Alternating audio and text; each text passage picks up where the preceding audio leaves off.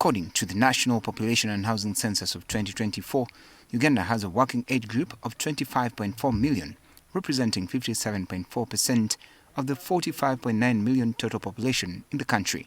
The Uganda Bureau of Statistics puts the unemployment rate in the country at 12.3%, majority of these being females. Unemployment rate, we see more females, 14% in unemployment, and 10% for males in unemployment.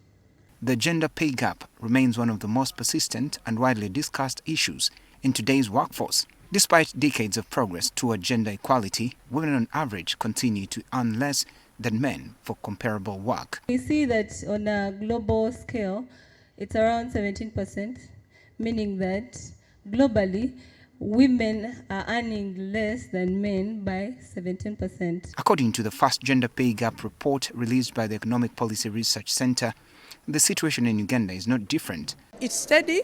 It's right now around 46%, and this will mean that 46% of the pay women receive is lower than that men receive.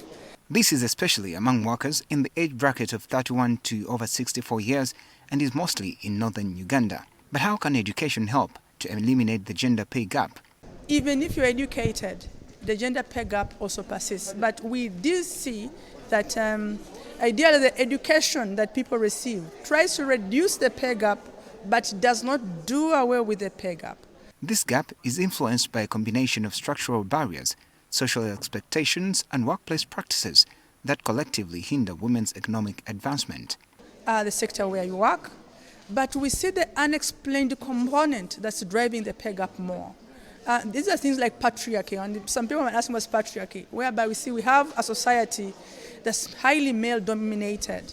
Even where the football teams are, women football teams really earn well lower than the male teams. Even if you went to the UK, fellow women actually would be part of the people who will actually discriminate you if you go in the male-dominated fields. Experts argue that addressing this pay gap is not only essential for women's economic empowerment and inclusive development, but also critical for fulfilling national and global commitments and impacts the country's GDP.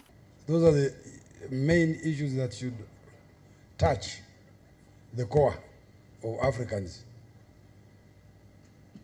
How do you exploit our abundant resources for the betterment of their people equitably, without discriminating from sex, color, or whether you are a person with disability or not? Women have the same rights as men. Inherently, they do. But systematically, our culture and traditional norms and practices that we have clung on deliberately to infringe on the rights of women is what has kept women back. They share some recommendations on what can be done. We recommended that the education skilling program the government is also trying to put in place, they should be continuous.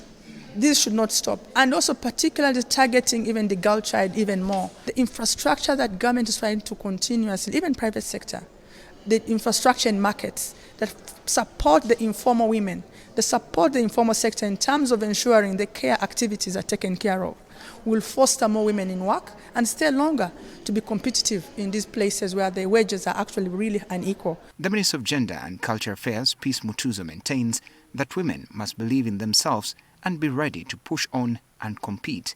So for as long as women continue to think, we are there to be given, but should be taken care of. We cannot do much. Like there is like it is not legal tender. It is us keeping ourselves back. We need to declare our incomes. We need to pay taxes. We need to step into the gap. We need to take opportunities. We need to compete. Gender equality advocates argue that when women are paid fairly, businesses perform better, families become more financially secure, and societies thrive. I'm Benjamin Jumbe, NTV Weekend Edition.